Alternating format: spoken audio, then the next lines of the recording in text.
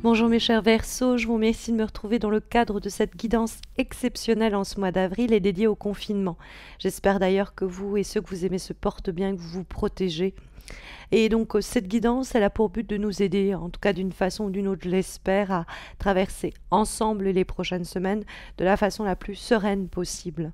Et pour ce faire, j'ai recours à 3 lames issues de l'oracle A Yogic Path, auquel viendra s'ajouter une dernière carte issue de l'oracle de la Terre, Earth Oracle.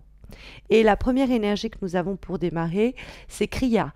Il incarne le flot naturel et c'est une carte qui est partagée avec le signe des balances. Donc je vous invite à regarder si c'est votre ascendant, la guidance également des balances.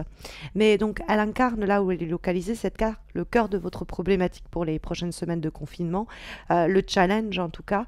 Et elle nous parle du fait que nous pouvons avoir actuellement l'impression d'être perpétuellement dépassé par les événements, que tout va trop vite, que vous n'arrivez pas à tenir le rythme, que vous n'arrivez pas à tenir la cadence et de tout ce qui se produit, de tout ce qui se passe.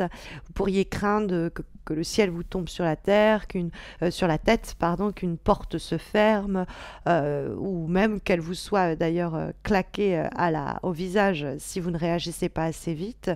Et du coup, chaque jour peut se présenter comme un nouveau défi, un nouveau challenge à affronter, un défi pour lequel on ne se sent sans doute pas armé, en tout cas pas suffisamment armé. Et pour vous rééquilibrer face à cette adversité et surmonter cette période qui peut par moments vous paraître désastreuse, Kriya vous encourage à pratiquer toutes les activités et situations qui vous faisaient du bien par le passé, mais que vous avez délaissées faute de temps. Les autres éléments sur lesquels on peut s'aider, les forces sur lesquelles vous pouvez vous appuyer, des actions, des initiatives à démarrer ou à continuer, à préserver, c'est représenté par Radha, déesse de l'amour passionnel et du désir. Radha, elle nous invite à ouvrir en grand notre cœur, à nous laisser aller pleinement à toute forme d'amour, d'envie, de désir, à appeler à nous toute émotion enivrante, à la laisser nous traverser, nous posséder, jusqu'à nous perdre dans une danse tourbillonnante, jusqu'à ne plus toucher terre. Il nous faut, en un sens, nous accorder des parenthèses magiques de plaisir simple. Ce qui peut en revanche poser problème, que ce soit des faiblesses, des actions, des habitudes ou des attitudes qu'il nous vaudrait mieux arrêter ou atténuer, c'est Lakshmi qui nous le présente. Lakshmi nous parle du sentiment de se sentir quelquefois impuissant. On est démuni face à certaines situations. Et là, on retrouve certaines énergies propres à Kriya, qu'on voyait en début de guidance. Et le fait est qu'avec Lakshmi, ce sentiment d'impuissance, il peut nourrir une forme de prostration. Donc il faut faire attention à ça, qu'on ne soit pas partie prenante des difficultés que nous rencontrons, puisqu'elle évoque en plus de ça, cette carte, la dépréciation de soi. C'est donc le défaitisme aussi et le pessimisme. Donc elle nous invite à nous rappeler notre formidable potentiel, notre puissance, notre beauté. Elle nous exhorte, cette carte, ainsi à réclamer ce qui nous revient de droit. Écoutez votre monologue intérieur et essayez de voir un petit peu comment vous vous adressez à vous-même. Est-ce que vous vous rabaissez continuellement? Est-ce que vous noircissez le tableau? Est-ce que vous minimisez votre potentiel ou vos possibilités d'action? Bref, posez-vous ce type de questions et créez avec vous-même un dialogue intérieur positif.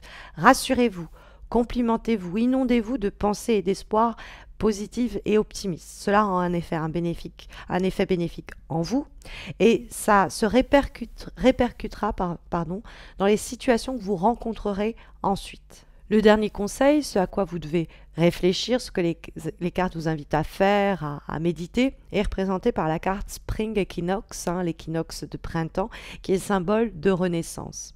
Elle nous dit que vous pensiez que cette période que vous avez traversée n'allait jamais finir, mais aussi sûr que la lumière viendra à éclairer la terre à l'aube, un vent léger va venir souffler au loin la pesanteur d'un hiver qui nous aura paru sans fin. La carte de l'équinoxe de printemps, c'est une carte qui appelle à elle l'idée du cycle de la Renaissance, qui est sur le point de survenir, mais qui peut être, c'est vrai, précédée d'une période avant ça assez éprouvante. Mais il y a un nouvel essor qui vous attend. Au fond, bon, ce chemin un peu chaotique, il doit vous amener quelque part et il va être source de renouveau. Donc certaines naissances sont parfois douloureuses, hein, nous dit cette lame, particulièrement d'ailleurs au moment de l'accouchement, mais ce qui émerge est pourtant d'une beauté et sans égale et source d'un bonheur infini. Donc voilà, j'espère que cette guidance saura vous accompagner de la meilleure façon au cours des prochaines semaines d'avril et de ce confinement. Je vous envoie toute ma lumière pour traverser cette période. J'espère qu'elle vous sera clémente. Et je vous retrouve comme d'habitude, quant à moi, à la fin d'avril pour les horoscopes de mai. D'ici là, eh bien, protégez-vous, mes chers Verseaux, et prenez soin bien les uns des autres. À très vite, j'espère.